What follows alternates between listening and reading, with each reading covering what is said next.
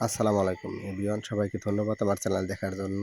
ভিডিওতে যে বাছুরগুলো দেখতেছেন বা গাভীগুলো দেখতেছেন এগুলি সবই ব্রাকের সিমেন্টের বাছুর। একটা বাছুর আছে শুধু বাইরে থেকে কেনা, আর সবগুলো গাভী এবং গরু এই ফার্মের সবই ব্রাকের সিমেন্টের বাছুর।